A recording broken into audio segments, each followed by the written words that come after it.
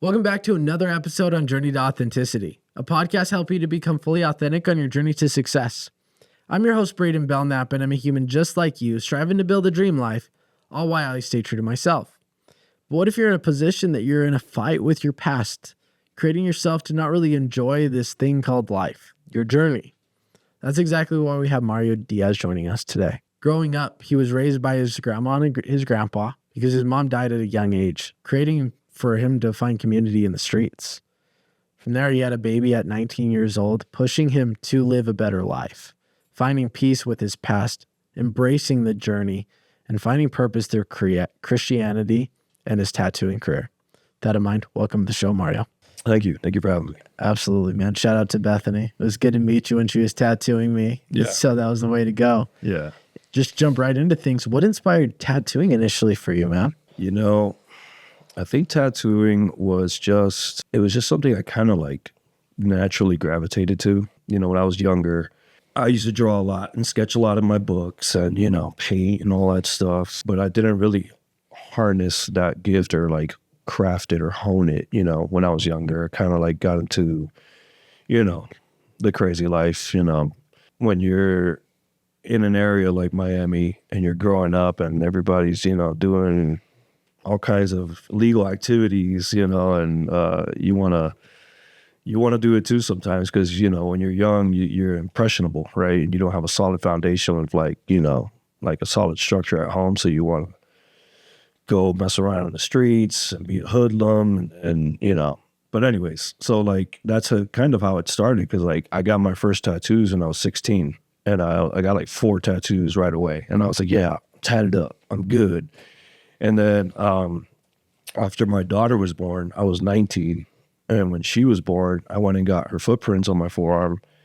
And then I met at that time, he was going to be my mentor. I met him and I started getting tattooed by him. You know, I was like, oh, okay, this guy's cool. You know, he knows what he's doing. He's an artist. And then I just started hanging out with him just like after work because I was doing construction. So I was working hard work in this, you know, slave labor in the sun and just like in Florida in August, that's like the worst.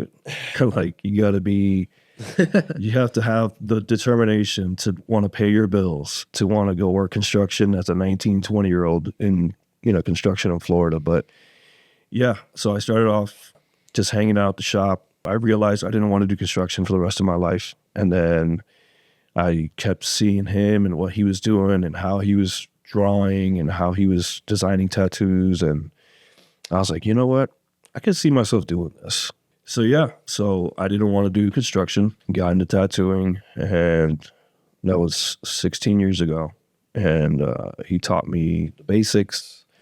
And then, you know, he was like a one-man show kind of deal. So, you know, and I love him. He's still my boy, you know. But yeah, he was like, all right, well, I taught you what I could teach you. So now you got to learn in the real world, you know, because he didn't want to have too many people at his shop at the time. It was all self-taught. After that, you know, I went to work at different shops in Miami. At one point, I stopped tattooing altogether because, you know, I just lost motivation for it, you know, and I didn't have the confidence. I didn't have the self-determination at the time, you know, because I had a kid and I had to pay bills. And I thought in my head, oh, if you're going to do this full time, you're going to live like a starving artist because, you know, when you first start out as an artist in anything, you're not making a lot of money. You know, you're barely getting by, you know, you're barely eating. And, you know, I had my daughter, I had to pay child support, you know, and I had to just provide. So I couldn't just like dive head into tattooing right away. So yeah, there was a learning curve. That is absolutely a learning curve. What kind of construction were you in? I was doing road construction, like civil engineering, sidewalks, driveways, excavating the ground all the way down to like the old drainage, pulling out old drainage, putting in new drainage, putting in new ground and line rock and asphalt. I did it all. And like the one thing I was doing the most was operating the milling machine. So the milling machine cuts the asphalt or the dirt and then throws it on top of a conveyor belt onto a truck. You probably see it on the highway most of the time at nighttime. So I was operating that machine for like 5 years. You know, it was good. It was good money for a 20-something-year-old, you know, back in early 2000s. Talk about the heat, though, The heat, yeah. in Miami and that humidity. It's just joy. It's pure joy, dude. You know, you wake up, you're drenched in sweat. Do you miss the humidity at all? No, not at all. That's why I'm all the way out here in the mountains. I will say the only reason I like humidity is no allergies. Sometimes I wake up. Yeah. My allergies are horrible, though. You still get them, though. Down there. Really? Yeah. Especially, like, during the autumn, fall season, you know, like, because it'll start drying up a little bit, you know? So you'll get, like, that wave from the north coming down to, like, you know, bring in, you know. And plus, it's a tourism city. So you have people flying in from all over the world all the time. And especially if you're, like, working in an outdoor sort of, not outdoor, like if you work in a public setting where you constantly see people all the time, like I was seeing them in tattooing. But even before that, I was working one of my jobs, because I was always tattooing on the side in order to supplement my income. That, like, my main income was always like either construction or another job. You know, at one point I was a bartender, at one point I was a tow truck driver, and then at one point I was even like a manager of a haunted house a long time ago. So I've had multiple different hats that I've had to wear throughout my life just to, like, have the main source of income. And then tattooing was always to supplement it and, like, learning how to get better, getting better little by little, because I didn't, like, just dive head into tattooing like when I should have, you know, even though it would have been a financial hit at the time. But hindsight's always 20/20, right? Like, you don't think about, maybe I should just do this and commit 100% to this. Instead, you think, hey, well, at least I thought, oh, I'm going to be a jack of all trades. And then when you're a jack of all trades, you're a master of none.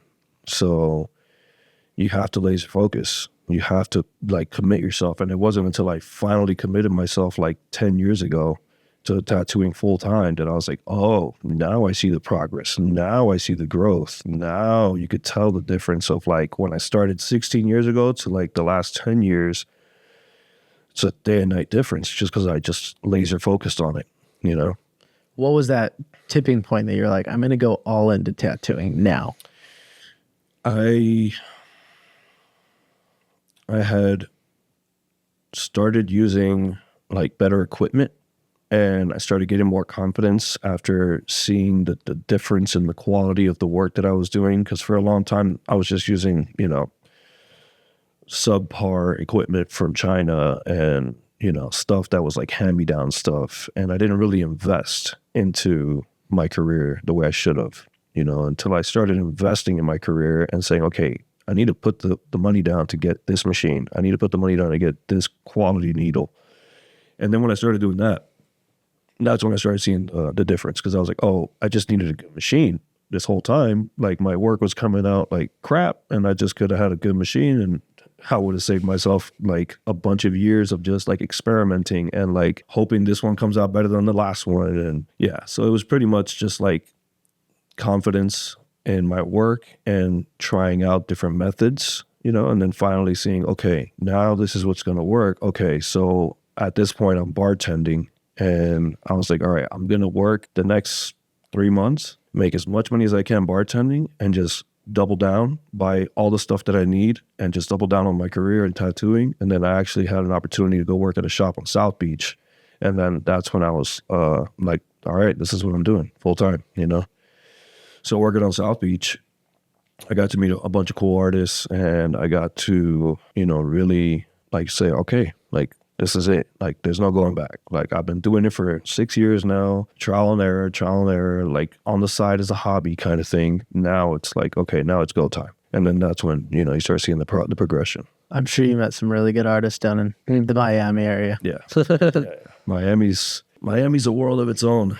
Miami, it's a fun place to have grown up in. And, you know, I had a lot of fun. I met a lot of cool people, but definitely not a place you want to raise a family right now. At least I don't think so. But, you know, everybody has their own opinion. But I mean, when I was growing up, it was a different story. Now it's just overpopulated, overcrowded. You know, now social media like is involved in growing up with kids.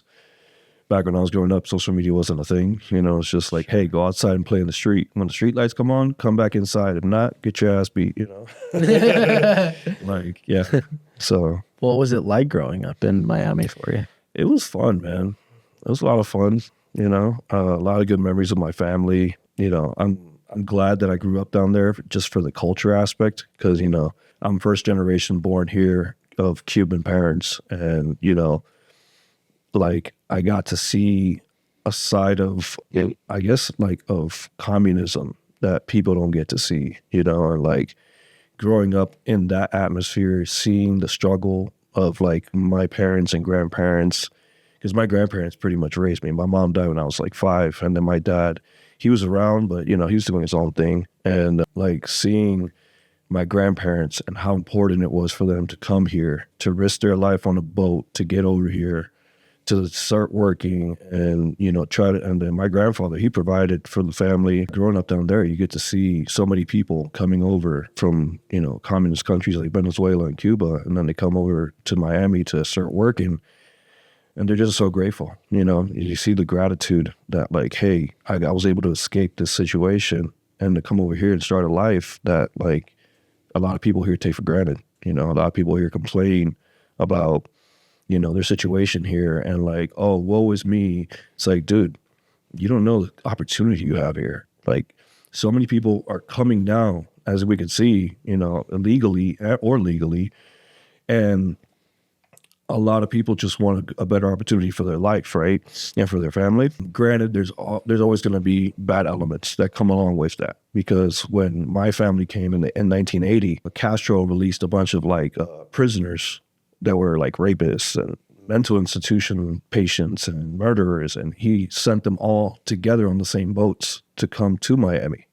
So that was around the time of like, you know, the cocaine cowboy era and like Scarface. Like you see Scarface and you see movies like that, and that's pretty much the truth. That's how it went down. You know, like there was a lot of crazy shootouts between drug cartels, and my dad was part of that. You know, my dad was one of those cocaine cowboys that they call. But, you know, I think everybody who came over honestly just had the idea of like, I want a better life, you know? So eventually my dad got out of that lifestyle. He became a truck driver, and, you know, he's been working ever since, and he still works right now. He's not a truck driver anymore, but yeah, he's still working. He's working a hard job with like scaffolding right now or something. But yeah, so basically, you know, the gist is you come to this country and you have an opportunity to do something with your life and to make a business or to start a business, or you could, you know, your potential is limitless when you get to this country. So growing up down there, I got to see that, and it really developed a love for my country, this country, because I was born here. And it really developed a love for it that, like, you know, the American dream is possible, even though it's a lot more difficult at this point right now because of, you know, inflation and political stuff, right? You know, and wage gaps. And sure, there's a lot of political science that I don't know of, right? There's a lot of economical situations that people are in and life situations, and I get it, you know, but you have all the resources available to you if you want to. You know, if you apply yourself, if you read books, if you look up resources for government grants or financial aid to go to college, or, you know, there's just so many resources. And like, I see people giving a lot of excuses, and I'm judged. I don't take it. Like, I'm a very action oriented kind of guy, and like, I like to take action. So yeah, growing up in Miami, it was awesome, you know, seeing a lot of people who were determined to start a business and determined to like create a better life for their family and everything like that, you know? So I always had that drive in me of like, hey, you're going to make it no matter what. Like, this is going to happen. You know, you just got to apply yourself, put that laser focus, you know, but you have to be focused. You have to be determined and not be wishy-washy and all over the place. You know, because I did that for a long time. You know, I was just jumping all over the place, didn't know what I really wanted to do. And like tattooing was kind of on the side. And then I was just like, all right, let me just laser focus, you know. Absolutely. So you're Were your mom and dad also born in Cuba? Yeah. And so what age were they when they came over? I assume they came over with your grandparents? Yeah, so my mom, she was 17 when she came over in 1980. Yeah, because she was like 23 when I was born. Yeah, so yeah, she was 17. And they met in Miami. They weren't together, in Cuba. They met in Miami, but yeah, they were my dad was 19 and my mom was 17. Wow. So I'm sure that was a good connection point for your parents to meet off. Like, hey, we both came from Cuba. Yeah. Yeah. I mean, I don't know their story. You know it better than me. Right. I mean, But they were the ones living it. yeah. I mean, I know bits and pieces of it from my dad. My mom passed away when I was young, so I don't really remember too much about her. But yeah, my dad was in love with her, and he said that was the love of his life. And he was really hurt when she passed away, and he couldn't go to her funeral because he was in prison. So yeah, That would be tough. that was tough for him. I've never obviously experienced that, but as my wife sits over here, I'm like, man, losing somebody without love and then not being able to go to a funeral, that would be tough. That would be tough. Yeah. How was that for you, experiencing a father in prison and a mother passing away? Do you remember that? Yeah, I remember visiting my dad in prison. I remember just one time going to see him in prison, and it was like an 8-hour drive from where we were living at in Miami. So, I don't really remember my mom. I remember my 5th birthday. I remember them telling me she passed away, and I don't know, you kind of grow like a cold heart to things at a young age when somebody like that passes away. And then subconsciously, obviously, it does something to you, right? Because you're not having the maternal love that you're supposed to have from your mother. And my grandma filled that spot, right? But she's grandma. Grandma's going to let you get away with murder. She's going to let you give you all the toys, all the candy, and then she feels sad that you don't have your mom, so she's going to do whatever she can to please you. And obviously, she's dealing with loss herself. She lost her daughter, so she's processing how to raise a young boy now who doesn't have a mother, and she just lost her daughter. So I can imagine the pressure was really tough for her. But she did the best she could. And man, I love that old lady till the day she died. I was there taking care of her, and yeah, it was really, really impactful having my grandparents raise me the way they did, because they were both hard workers. So I got a lot of hard work ethic from them. They argued a bunch, so it kind of made me realize, like, okay, I don't want to be married like that. Like, I don't want to be arguing. Like, and it was always over something stupid too. Like, well, why'd you get home so late? Oh, and she's like, I was working. It's like, yeah. But yeah, I don't really remember much from like my childhood except like the core memories, right? You have those good core memories when you're a kid of like, hanging out with my friends, a few birthdays here and there. But you don't really process emotions till you're like a teenager. And then when I was a teenager is when I really started processing those emotions. And then, it was, that's probably what led me out to be like in the streets more, because I didn't have a mom. And then my dad was always doing his own thing. I just figured, all right, I need like some sort of brotherhood, or like, you want to feel like you're part of something. So like you just start hanging out on the streets, you're hanging around with bad influences, and, you're going down the wrong path. And yeah, I guess I was just processing, like how to deal with not having a mother figure around, Absolutely. How long were you essentially in the streets for, hanging around that crowd? I mean, I wouldn't say I was like always in the streets, I was a pretty good kid for the most part, and I did pretty well in school. I just wanted to like hang out with the thugs, and I wanted to hang out with, the hood. So like, I guess that was like just, I don't know, 13, 14 till my daughter was born, 19. And then like, I kind of had like a little 3-year period with her mom where I stayed like, I started becoming a father. I started growing up at a young age at 19 years old, having barely lived anything in life. Now I'm a father at 19.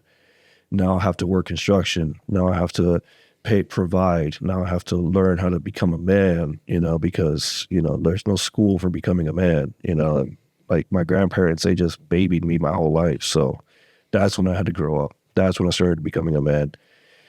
And not even like I was still a boy trying to raise another human being, a child raising a child, if you will. And, you don't really become a man until, you can say, I provide for my family. I'm present for my family. I have goals and aspirations that are outside of myself. I'm no longer thinking selfishly. I have, just goals and aspirations, right? And, a vision, because when you don't have a vision and you're just living day to day and doing whatever, it's, you're just, I always tried to provide for my kid. I always was paying child support. I'd pick her up after me and her mom split up, I'd pick her up when I was scheduled to pick her up. When I was with her, I was present. I was always, trying to be dad, like the good dad. Like I wouldn't even curse around her. I didn't curse around my kid until she was like 10 years old. And that was only because I heard her mom one day when I went to her house and her mom was cussing up a storm. And I was like, you cuss like this around my kid? Like for real? And then like eventually here and there, I'll let out like a little shit or something like that every once in a while, but I wouldn't like curse up a storm, but yeah, I was in the streets even after I split up with her mom, I still continued. Like, I was like, all right, well, I'm a man now, I have a kid and like, when I'm not with my kid, I gotta do what's right for me, and I'm still like in the streets here and there, still like, like selling drugs here and there. I was using drugs, selling drugs. I was, still partying because in Miami, it's just party all the time, And when you want to fit in and when you're single and you want to fit in and you want to date and you want to hook up with girls and, I want to have the nice car. I want to do that. And, you're just in that rut of like, spinning a hamster wheel over and over and over again, trying to like say, okay, I want to fit in or I want to do this instead of just saying, you know what, I'm just going to stand out and I'm going to take some time alone and just focus on myself. And like, I wanted that. I really wanted that because I would read self-help books. I would read, all kind of like, I would listen to podcasts. I'd listen to so many gurus online of like, listening to like focusing on yourself and being the best version of yourself and, all the Deepoks and all the, what's his name? There's so many, there's like so many gurus out there, like, so like, I had one foot in the streets, one foot in self growth and one foot in like developing myself. But like the streets was always like, calling me back somehow, it was always like, hey, I got this lick that we could go hit, or something. And it's just like, I got a kid now, I don't want to put myself in a situation where I can end up in jail or something, So once I started like just focusing on my career and not being wishy-washy with things and not having one foot in this, one foot in that, one foot in this, one foot in that, trying to be a jack of all trades. Once I focused on my career, that's when things really like changed, That was like 10 years ago. And that's when I was like, okay, now I think I'm starting to become a man. Now I'm like really focusing on developing myself, staying focused on one career. My daughter sees me as like 10, 11 at this point. So now she sees me as like, oh, okay, like my dad has a steady job now. He's not jumping from job to job to job to job, and she loves art. She's an artist too. So she saw me and my art and she was hanging around with me a lot more and wanting to use my iPad to paint. And like, she's big into anime, like most kids, right? So like she started like drawing up all this anime stuff on my iPad and everything. So it was great. It was great to see that like, when she told me that she was proud of me, like, I think that's when I was like, oh, there it is. There it is, dude. I'm doing something right, That's awesome. Yeah. I bet you remember that moment. Yeah. I teared up. Yeah, I can only because imagine. like that was the only thing I ever really wanted was for her to be proud of me. I was like, man, I just like even when like I didn't consider myself a Christian, I didn't have a God like a good relationship with God, and I was just like living in the world, right? And like chasing my own self-gratification and all that, like there was always like this one thing that I would like, it was like my prayer, if you will, to myself, where I was like, man, I just want to make her proud, like I don't want to die one day and have her find out that like her dad OD'd or like had a DUI and crashed, and or like, like I just want to make sure that like before I leave this earth that she could say she was proud of me, because that's like the one regret. Like, what would happen if you die tomorrow? If you die tomorrow, what's the legacy you want to leave behind? Is it one of a drug addict? Is it one of a drunkard? Is it one of somebody who wasn't focused on accomplishing their goals? So that was like a real priority for me. It was like, all right, you have to start thinking about legacy and start thinking about what you're going to leave behind for the next generation. And like, because, you only have, let's say, 100 years. After 100 years, you pass away, guess what? You're in the history books. Nobody's going to talk about you unless you like do something extraordinary, like, a Martin Luther King or something, like there's not going to be a lot of talk about you once you pass away. And then what impact did you leave? Like what are your ancestors going to say about you? I think that's the most important thing. It's like, what are your ancestors going to say? So like for me, my grandparents, like they really shaped me to like think like, okay, family is important. It's like the most important thing, take care of your family. And that was actually one of the last things my grandfather said before he like lost his mind with Alzheimer's and all that. He looked at me and like the last coherent sentence he said to me when he was in the hospital. And I mean, he had gone into the hospital for some like a diabetic attack or something. And then like this was the beginning of like his decline. So like the last coherent thing he told me was like at that point.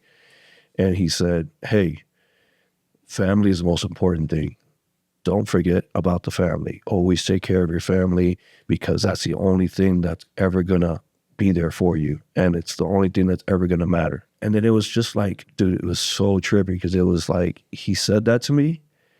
And like, I could tell it was him, or like, I don't know if it was like a direct download from God, but it was him looking at me. And then as soon as he was done saying that, that's it. Like, he was just like that, just looking around like he was no longer there anymore. Like, it was like the beginning of the Alzheimer's decline for him. And I was just like, wow, that was trippy, dude.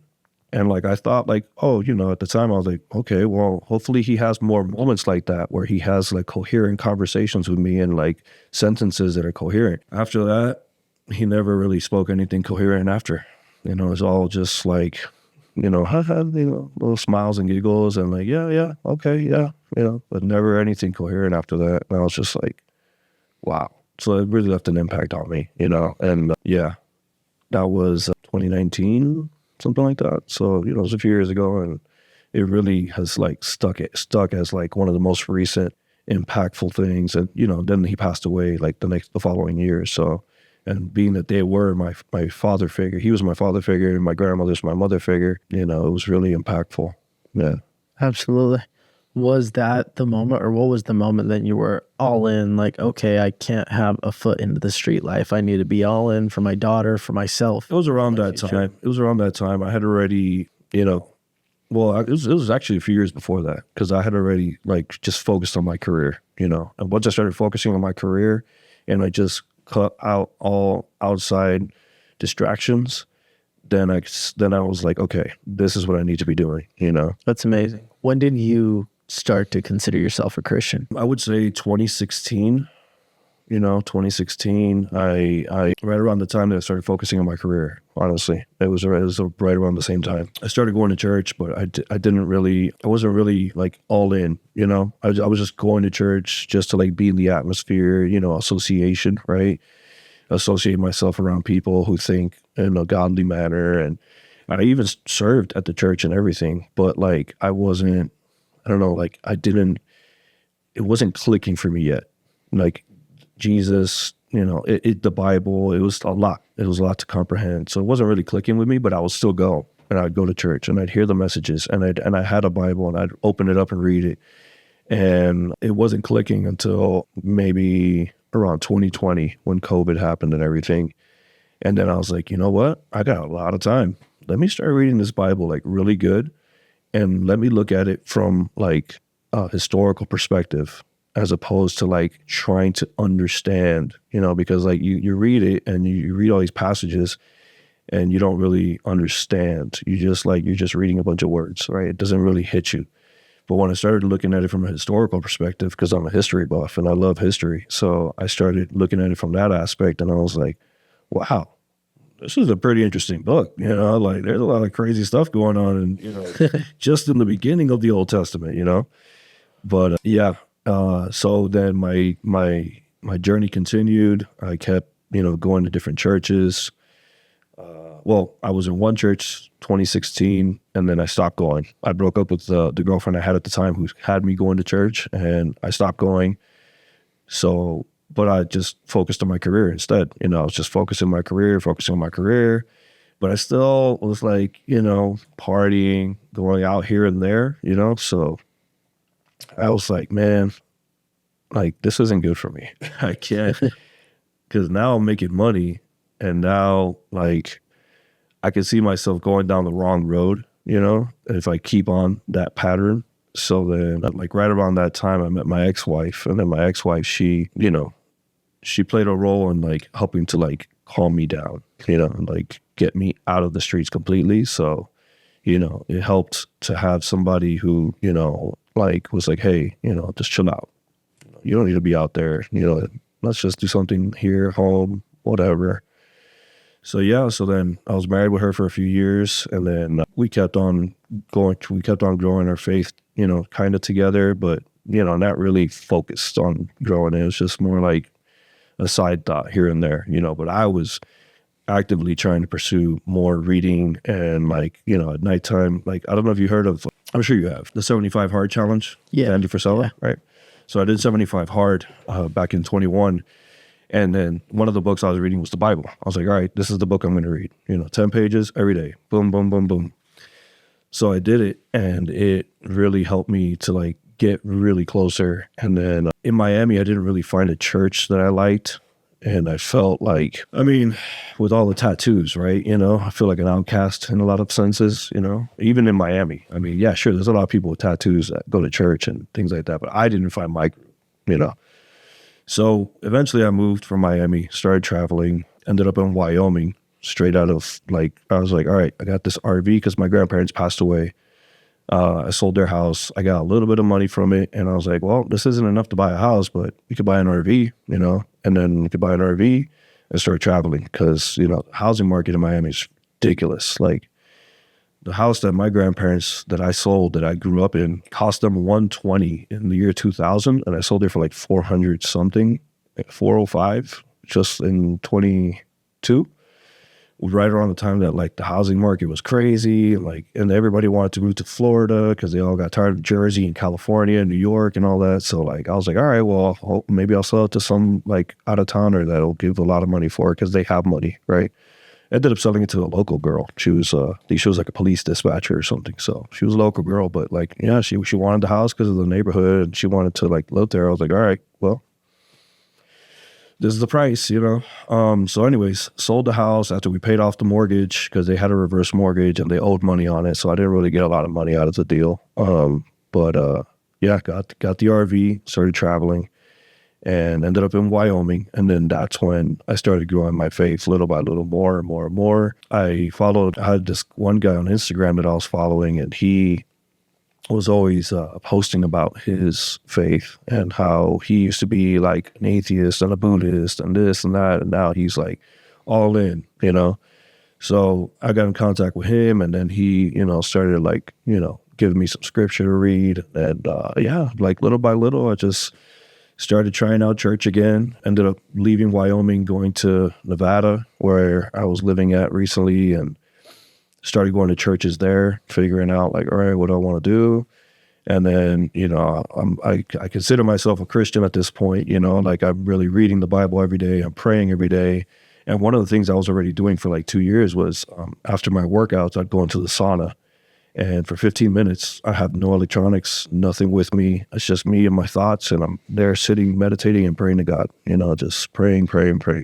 I would pray for my friends. I'd pray for everybody else. I'd pray for everything, just like, and gratitude, right? An act of gratitude. Like gratitude is like the ultimate, like Kickstarter, So I just pray and pray and pray. And then, I consider myself a Christian, started going to different churches, met the guy from Instagram that like was running this Christian tattoo artist group, and then when I met him in person at a seminar, he added me to the Christian tattoo artist group. And then I found out there's like a whole directory, Christian tattoo artists. So I reached out to the directory and I was like, hey man, I'm in Nevada right now. Add me to the directory, And then, and then after that, met my current, got divorced while I was out there in Nevada, got divorced, and then took some time off to myself, really focused on myself and like really started working on internal things and,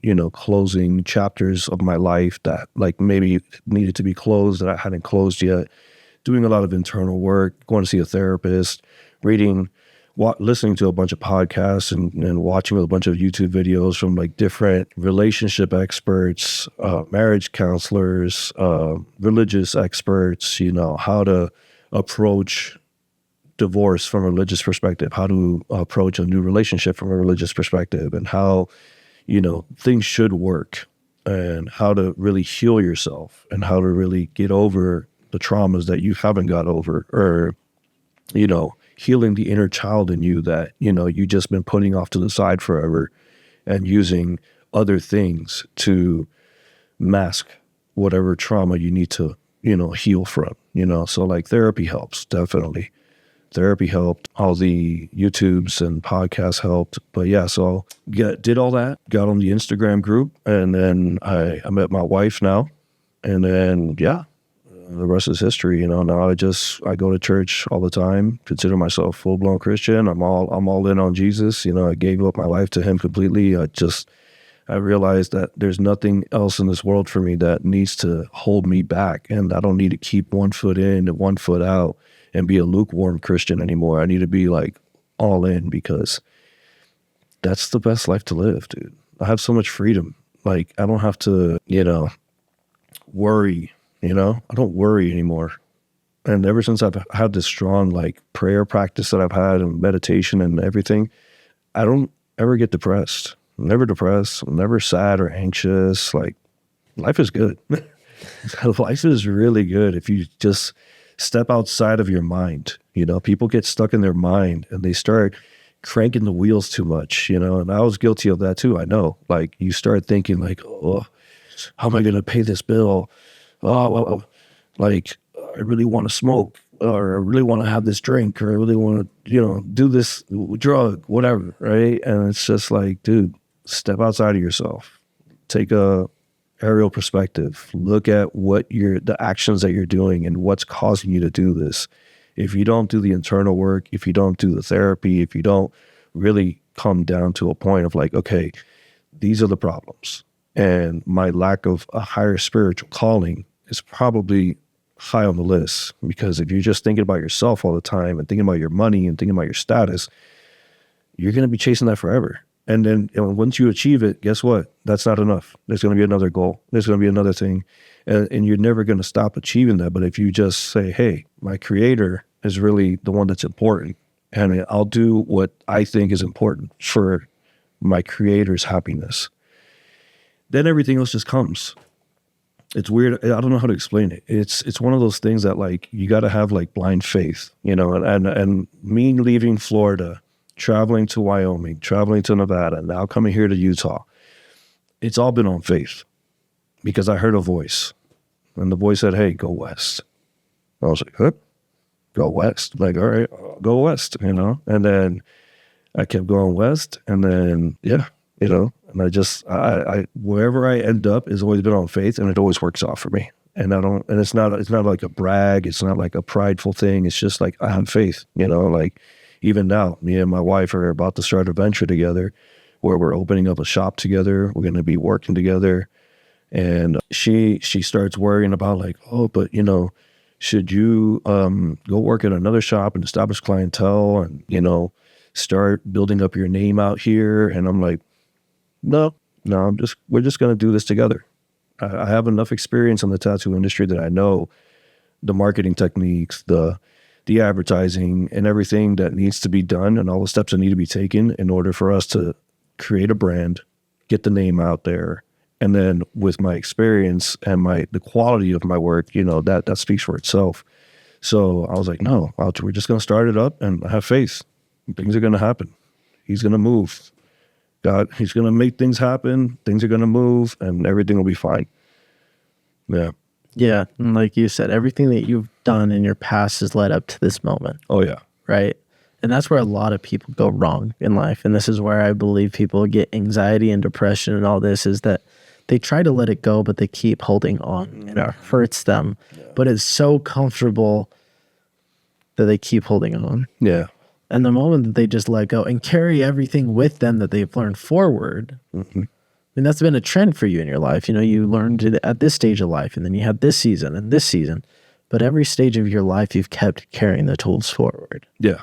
You don't got to throw off your toolbox every time you start something new. You keep that toolbox on, you just keep building onto it. Yeah. Every skill set you learn in life is just going to help you advance into the next level of life. And so whatever job I had in the past, that skill set that I learned from that job, I carried on to the next part of my life and on to the next part of my life and on to the next part of my life. And so now, I was a bartender years ago, but now if I'm at home and I want to have a little cocktail with my wife, guess what? I can make a nice little drink. Yes. Or I'm waiting for you to come into my kitchen, bro. Yeah. Or in construction, I could build a house with my bare hands. I know how to use all kinds of power tools, and I could use a backhoe or a grater. There's all these skill sets that you learn in life. Everything is just another tool that you add to your toolbox, like you said, and you just keep learning and you keep learning. Life is a never-ending journey of learning. It's never going to stop. You're never going to stop learning. And if you stop learning, then you've lost sight. There's no top of the mountain. It's always climbing. You're always going to achieve a next level. There's always a next level to achieve. But as long as for me, in my life, in my opinion, if you put God first and you start seeking, pleasing Him first, everything else falls in line. So, it's been a wild journey to see that, I'm saying this because for a long time it was just self-gratification and self pursuit and okay, how am I going to get more Instagram followers and how am I going to, make all the money in the world? And it's dude, stop chasing that. If it's meant to be yours, it will be yours. But as you go along in life, you take the steps necessary to get to those points in life where you're going to be making more money. You're going to get there, but it's not a race. It's a marathon. For some people it's a race and then they get there, right? And then what happens? They make a ton of money. And then 10 years later, they're nobody. They lost all their money. They lost their business, or, they created this false facade on social media. And then when you see them in real life, it's dude, you're fake. All that stuff you did on social media, you're not even that person, so I don't know. Authenticity, right? Authenticity is very important, because if you're trying to be somebody you're not, and you're trying to create this image of wealth and status and all these things, nowadays it's easy to find that out, that you're a fraud. Nowadays it's easy for people to see, hey, this guy is not really who he says he is. So, if you look at my social media, I don't really post a lot lately. I know I should be a lot better about it. But, now with the new shop venture that we got going on, I'm going to be more active on that. But, it's a daunting task to be authentic to yourself, post on social media, do your job, take care of your family, take care of your bills, go to the gym. There's so many things going on. And then time management obviously has a lot to do with it too. So that's why I applaud those 5 a.m. guys, man. I can't do it. I can't do the 5 a.m. club. I could do the 7 a.m. club, I do the 7 a.m. club and I wake up, go to the gym, do my thing. But you got to be authentic. You got to just, chase your dreams and do it in a way that it's going to be real to you and it's going to feel authentic to you, because when you're not doing things authentically, it doesn't feel right, and if you're not living who you're supposed to be, it doesn't feel right.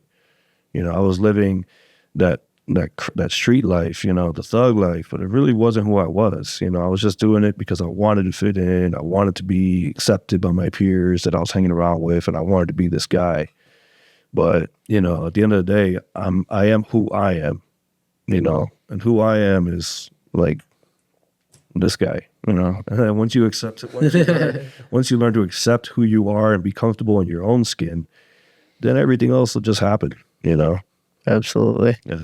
So this guy that I'm sitting in front of, thankfully, and thanks for coming out again. Your story is really moving, by the way. Oh, thank you. Especially when you told me your daughter said, "I'm proud of you." Like that even moved me. That's phenomenal, man. Yeah. For somebody out there, listening to this, whether they're in the streets, whether it's they're just maybe in a situation that quote unquote isn't their authentic self. I guess I would love to summarize a couple of steps that they could take from your own journey. They could really start to execute so that they can start to be happy with who they are. If you had to summarize your story in a couple of steps on how they could become their authentic self, what would that be? Get real with yourself. And by get real with yourself, I mean really sit down and take inventory of who you are, where you've been at, what's your current situation, and what's your expected situation? What's your goal? Do you have a goal? If you don't, you need to make a goal. Just even watching your content and watching others, you have to really dedicate yourself to writing goals down. You have to set a vision. You have to say, okay, who is the version of myself that I want to be? What does that ideal version look like? Do I want to be the same person that's been making the same mistakes for the last 5 or 10 years? Or do I want to be a newer, better version of myself that's going to look a certain way, dress a certain way, have this sort of life that I want to have, What steps are you going to need? What steps do you need to take to get to that point? That's number one. Set a goal. Take inventory, right? Number two is get a good support system around you, If you're surrounded by a bunch of douchebags, get away from the douchebags because they're not going to help you. If you live at home with let's say your brother or your uncle, like I had, my uncle, was living with me when I was younger. And, if you have a goal and you tell your family or your immediate surrounding people in your circle and they just like downplay you and make you feel like, that's probably not your best route, or no, you're not going to be successful in that, then you need to get away from those people. Because if you have a goal and then you have a desire and you have a passion inside of you that's burning, you need to chase that full force. Chase your passion full force. Don't let any outside negativity distract you or detour you from achieving that goal. Because not achieving that goal is going to do something to you mentally. It's going to do something to your inner being that's not going to let you feel like you're living your best potential, like you're living out to your best potential, right? If you're not living out to your best potential, you're going to know. You're going to feel it inside. It's going to be like something inside of you that's like, yeah, this job is okay, but I feel like I should be doing this job. If that's what you feel like you should be doing, go do that job. Whether you have to start at the ground level and, if you want to learn how to be, you want to be let's say, for example, a painter, right? You want to be a painter? Well, guess what? You're going to have to start going to little art classes and learning how to paint. If you want to be a plumber, you're going to have to become an apprentice to a plumber and learn how to be a plumber, And there's nothing wrong with technical jobs and trade jobs, because I did a lot of trade jobs. So I was construction. I did granite countertops at one point. I was working as a tow truck driver, helping people broken down the side of the road, risking my life with cars passing like right next to me on the highway, because I was just like, I wanted to help people in the, tow trucks and, stuff like that. So there's nothing wrong with trade jobs. And I think that a lot of people need to become real. That's the third point.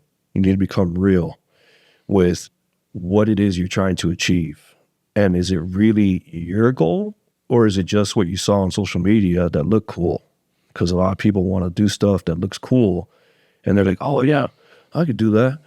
But when you start doing it, you realize like, oh, this was a lot harder than I thought it was going to be. So that's when you got to become real and say, okay, maybe I'm not meant to be an artist. Maybe I'm meant to do welding. You know, there's an art to welding. There's an art to being a mechanic. There's an art to anything in life. There's art in everything. Like, you know, and that's one thing I've learned is like, look at life through the lens of beauty and positivity, and don't look at it through the lens of negativity and doubt and fear and guilt and shame and worry. Bro, just remove the words can't from your vocabulary. Remove the words I'm scared from your vocabulary. You know, one of the movies that I saw, which is, it's going to sound silly, but the movie Yes Man. Okay. Right? With Jim Carrey. Yeah. When he started saying yes to everything, look at how great his life got. You know, like he stopped saying no. And if you kind of adapt that in a way to your life, which is what I started doing, you kind of start seeing things in a different perspective. Because like fear can really paralyze us, and you can have a paralysis of analysis on a lot of things. Like you stop taking motion because you start thinking like, oh, I'm scared to take the next step. I'm scared to take the next step. And then like me with my career, right? I was scared to go all in because I was so self-critical of my work. And I was like, man, this is my reputation and my work isn't the best. So I'm scared to like do this full time because then I'm going to mess somebody up. Their skin is going to look like crap. They're going to come back and say, oh, that guy sucks. Look what you did on my arm. So that was like the fear that I had. But if you just stop saying, all right, you know what? That's part of the process. That's part of the learning process. You know, you got to get over that fear. You got to get over those obstacles. You got to go through the hurdles and the jump and the blocks in life. And once you overcome those hurdles and those blocks in life, that's when you start seeing progress and success on the other side. You know, but yeah, you got to set goals, be authentic, and take inventory of yourself and really realize who you are. You know, be real, realize like, what is it that really fuels you and passions you? And let go of fear. Those are like the basic steps. There's so many more to go. You know, there's so much more in life to learn, and it's just a never-ending journey of learning and growing. And even now, I'm still a student. You know, I've been doing my tattooing for 16 years, and I'm still learning new techniques, new processes, and how to make it an experience more than just a service, because, you know, it's a service industry. But now I want to make it an experience. Like, hey, you came, you know, I'm not going to give the details out because it's, you know, copyrighted, patented, trademark information, and it's very top secret, you know, it's confidential. But yeah, you know, there's like different things you could do in life to make, you know, your, whatever it is you're doing better, right? Absolutely. Yeah. What I heard with that, and it goes right along my quote up here, is if you're here, you might as well become who you're destined to be to do the things you're destined to do. Yeah. First, start off with yourself. If you're not aware, you can't transform. Whether that's with yourself, your relationships, your business, your career, whatever the case is. Yeah. So be your best self. Take inventory. Mm-hmm. Second is get around the right people. Yeah. That's the reality. Yeah. Get around the right people. Yeah. I was doing things on my own for such a long time. And then until I started working at a shop and being around other artists, that's when I started to learn and I got better, because I was doing things on my own for 6 years and I didn't see any progress.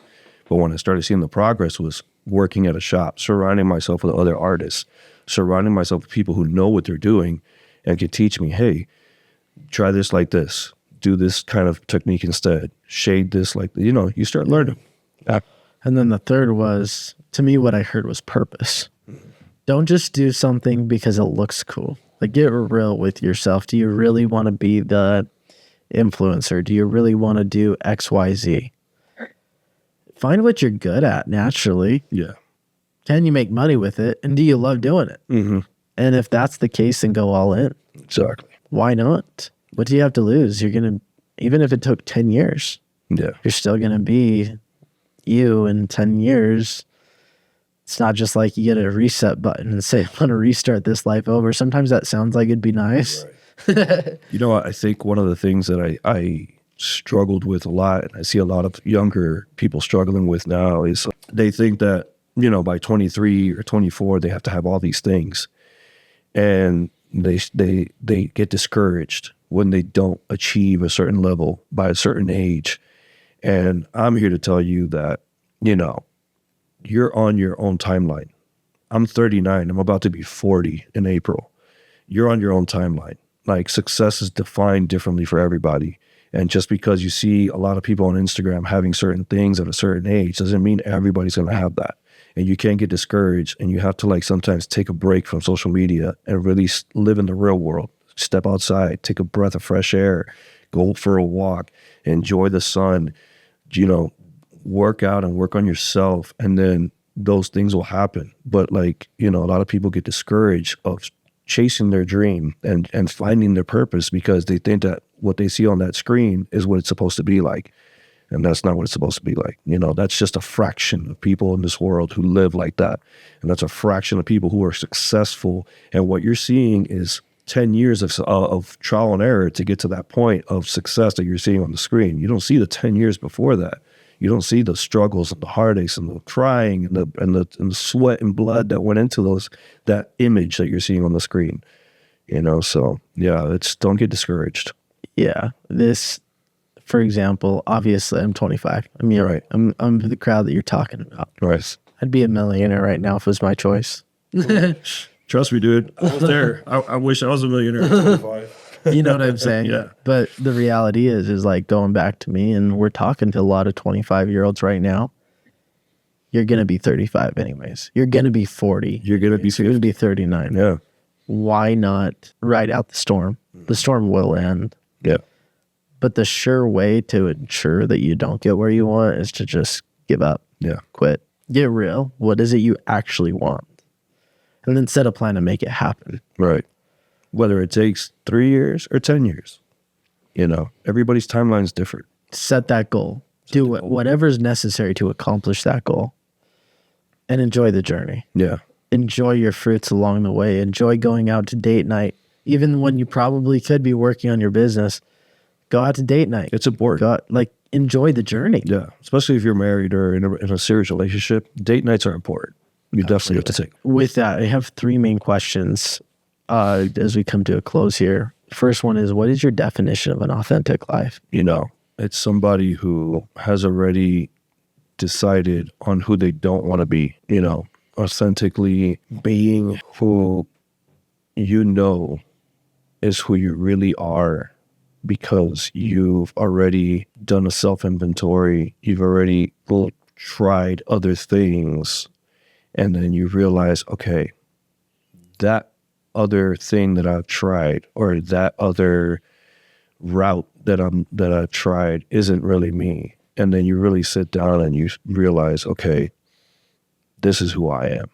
And then you write down your strengths, your weaknesses, and you just take that inventory. You know, you say, okay, this is who I am. You know, living an authentic life is, you know, not compromising,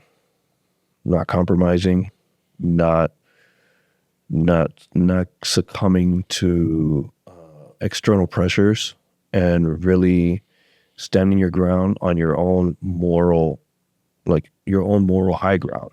You know, having some sort of a position of not giving up, of never backing down. You know, it's one of those things that you just have to say, this is the hill I die on, you know, and you got to stick to that.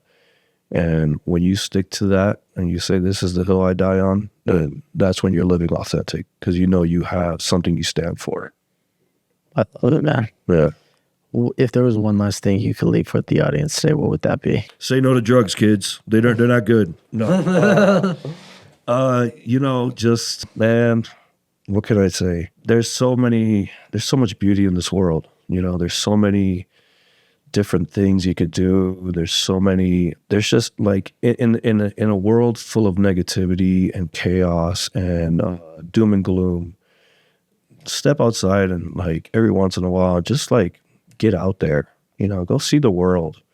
Go, you don't have to take a trip to Italy or go to like, some other foreign country or Hawaii or anything. I mean, if you can afford it, go for it. And if you can't afford it, do it. Like, that's the thing. You have to enjoy this life because it's only one time. And don't get caught up. Like, yeah, hyper focus on your career, hyper focus on the best version of yourself. But also, every once in a while, take a step back and like go enjoy the real world, because time is the only thing you will never get back. You can spend all your time locked in your dungeon, learning, but the rest of the world's going to pass by, and it's going to keep passing by. And if you don't really get out there to step outside and like enjoy what this world has to offer and travel and see things, or it might just be like going to your local hike. Like here we have beautiful mountains around us. We could go hiking every once in a while. Or if you're a snowboarder or a skier, go do those things that make you happy, because time is the one currency you'll never get back. So use your time wisely, hyper focus on things, but also give yourself time for grace and give yourself time to enjoy things and give yourself time to say, okay, I worked hard all 6 days of the week. Let me take the 7th day to go out and like, treat yourself, pamper yourself, make yourself feel good about the hard work you're putting in, the stuff you're doing, but don't make it a habit of like pamper yourself. Just do it every so often, give yourself a little boost, if you will. But yeah, definitely like go out and experience the world, because a lot of people live in a bubble. And it's hard to get a perspective of the rest of the world if you live inside your bubble. So get perspective. I guess that's really what I'm trying to say. Get perspective. I'm sure the traveling, the U.S. helped a lot with that. Yeah. Living in Miami, the travelers, hearing different stories. Yeah. I'm sure that helped you grow. I've met so many different character types. I've met different personality traits and personality types. I've seen so many things, dude. Like, yeah, being a tattoo artist is almost like being a therapist sometimes too, so you get to learn a lot about people's dark sides and a lot about things that are going wrong in people's lives, but then you also say, wow, I'm grateful I'm not in that position, or I didn't have to go through that, so I can just learn from it. Yeah. You learn a lot from just meeting other people and seeing other cultures and seeing other perspectives. That's when you really start to like learn and appreciate what you have. Sure. You appreciate what you have by gaining perspective.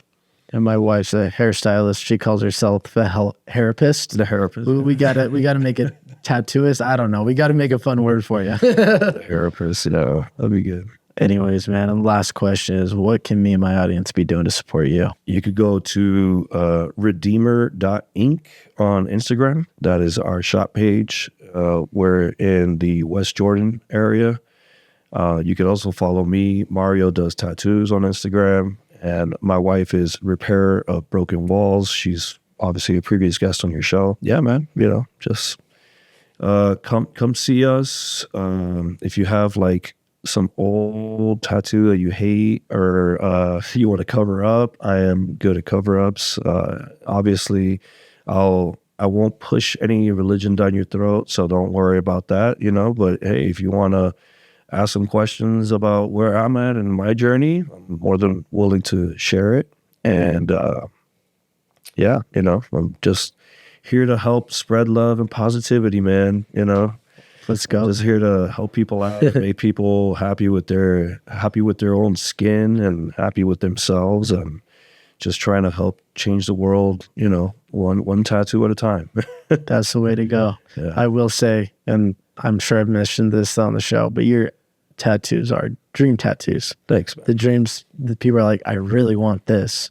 They go to you. Yeah, thank you. Power couple. You guys are amazing. So Thanks. With that in mind, thanks so much for coming on the show, man. Thank you, man. Thank you for having me. Thanks so much for joining into the Journey to Authenticity podcast today. If you liked what both myself and Mario had to say, be sure to subscribe and leave a review. This helps me to get the most interesting and qualified guests to help you transform your life. Also, why I have you here.